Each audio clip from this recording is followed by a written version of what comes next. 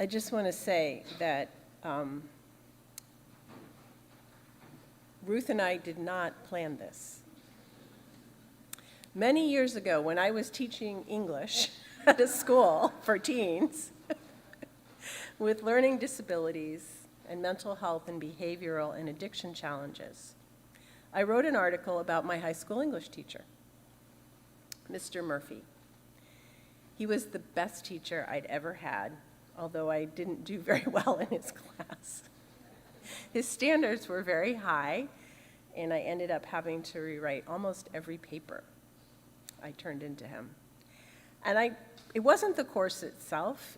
The material wasn't that interesting to me. It was Beowulf, lots of Shakespeare, James Joyce, and several, others were in that class too, huh? Several other authors whose names I've forgotten. Mr. Murphy was my favorite teacher because he paid attention. He listened to me, not only to my struggles related to writing and literature, but those related to being a teenager who wasn't quite sure how to fit in a school where everybody else seemed to be a star student or a star athlete, or both. Mr. Murphy pushed me also to learn and to do more than I thought I could. He trusted much more in my abilities than I did, while also showing a gentle and patient sympathy to what was honestly a lot of self-involved adolescent angst.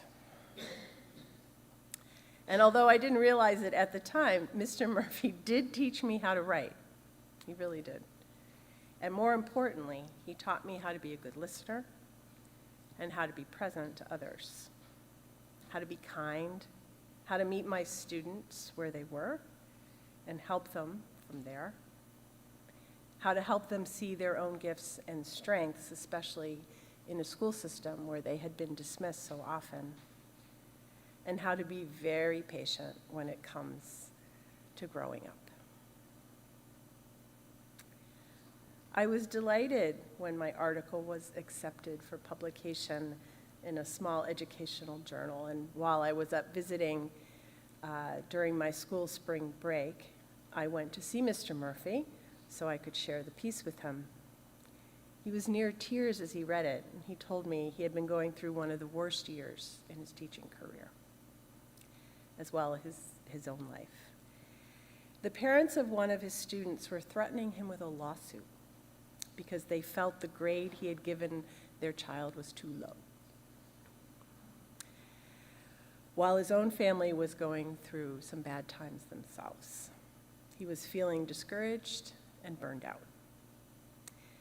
So my words arrived at a time when he needed to hear that his work and his dedication had mattered to someone.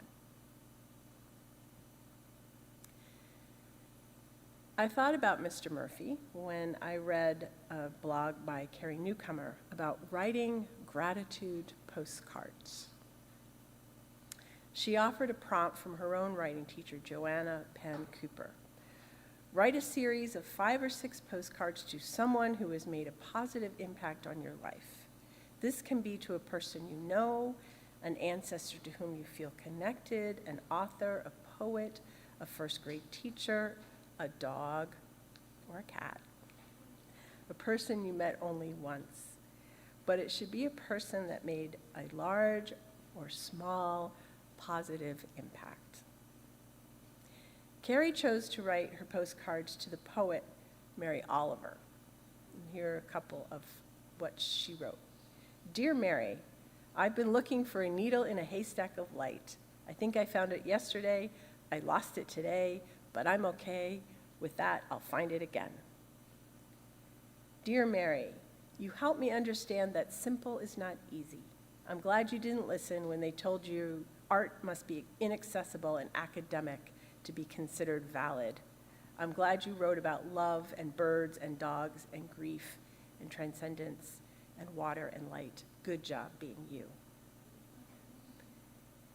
Dear Mary, I chose music, I chose art and poetry. I chose to write a ton of songs and stories about love and fear and God and death and hope and healing and what shimmers even in the dark. I chose questions over answers. That is what I did with my one wild and precious life.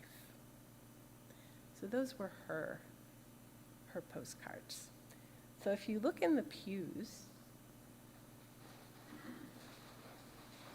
you will find some postcards made by my partner in crime, Dolores. And what I'd like to invite you to do is to write a couple. 1, 2, maybe 3, I don't know how many. I also have some backup index cards. To someone or someones who have made a positive impact on your life. So, this is how I'd like to do this. I'd like you to take a moment just to close your eyes and wander through your life.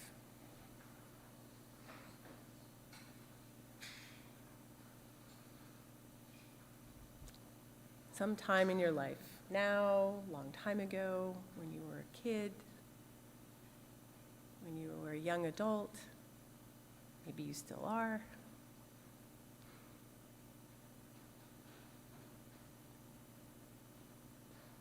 Wander through your life, wander through your days.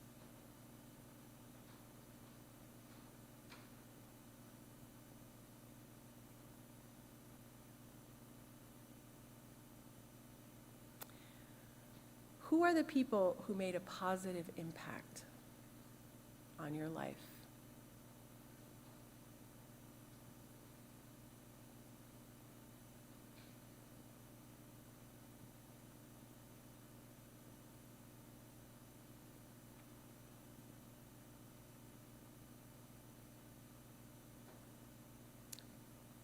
Maybe they didn't know it. Might have been small to them. But it changed maybe how you understood things or saw things, or maybe brought you comfort or hope. Maybe it showed you a way through that you hadn't seen before. Maybe they made you laugh or cry. Maybe you didn't realize at the time, like Ruth said, that when as a teenager, the bread was dry, but now it was homemade.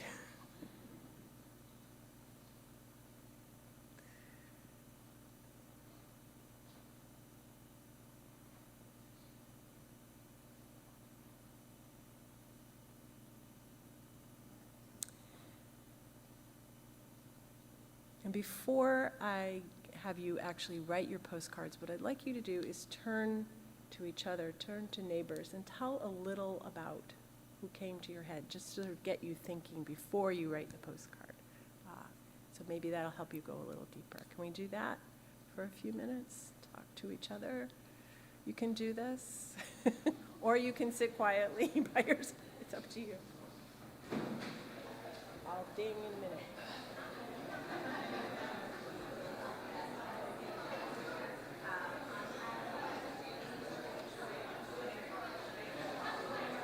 And if you're at home, you can do it in the chat.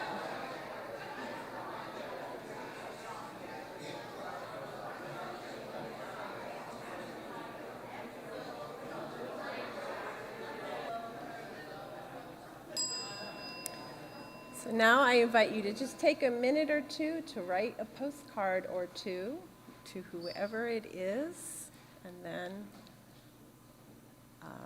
I will come around and see if anybody wants to share their postcard. Remember, it's a postcard, so it can be very short. Just take a minute or two.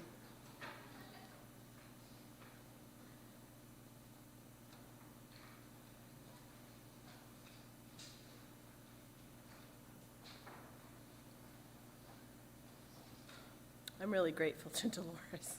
She's so good.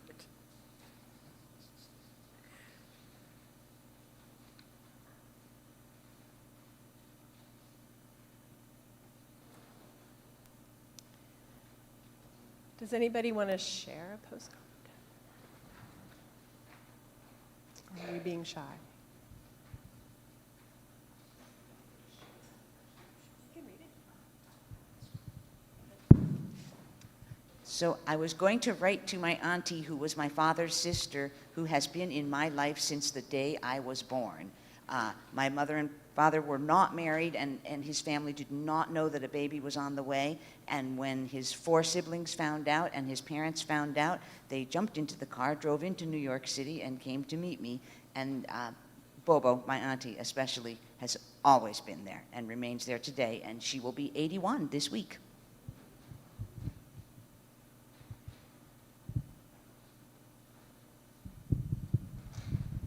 I wrote this postcard to my dad. I shouldn't have done this. I just said, thanks, Dad. You taught me to be, get my glasses, sorry.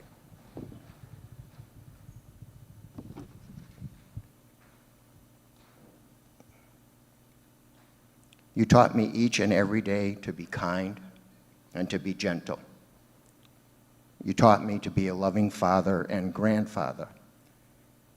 For these things, I am forever grateful. You are me, and I am you.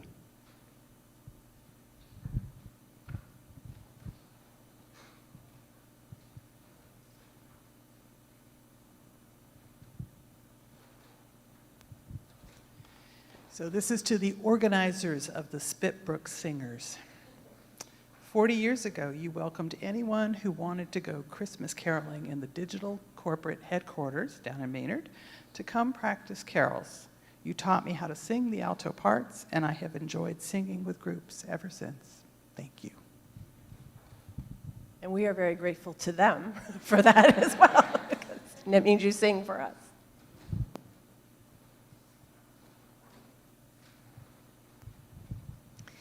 I wrote this to Louisa May Alcott. Dear Louisa, you taught me I could be anything, not just a wife and a mother. I could also have a full range of emotions, from moody to joyful. I could be a member of a group of bright literary people, even as a girl. I continue to learn from you how to be a woman in this world. Thank you. I read that book over 20 times. I loved it so much when I was a kid. Anybody else have a postcard they're willing to share?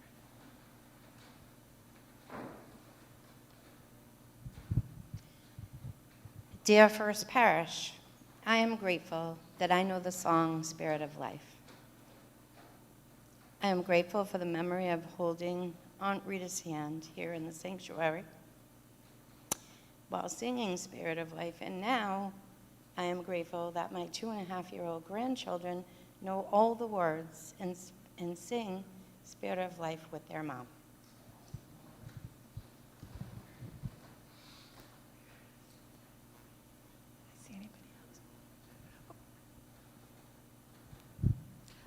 Dear sweet anonymous nurse, thank you for letting me visit my dad in the ICU and for carrying the baby, my mother's namesake, in to see my dad against the rules.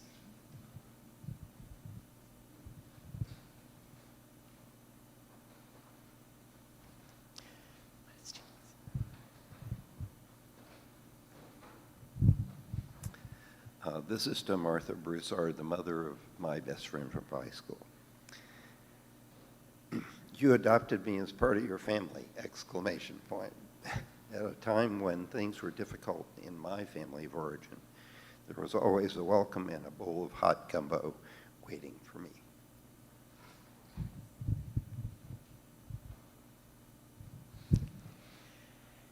Last chance. This is from my 8th grade English teacher. I ended up becoming a writer and an editor, and so, dear Miss McInerney, thank you for teaching me how to write, and especially how to love language.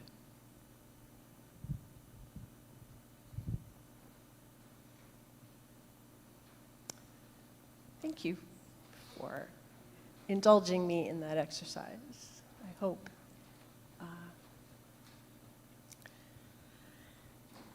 I hope it was meaningful to you, and if you, I think we want to post these, I think we can, in the vestry somewhere. If people want to share them, please do. And if the person is still part of your life, you might want to send it to them. It's lovely to be thanked, because you never know.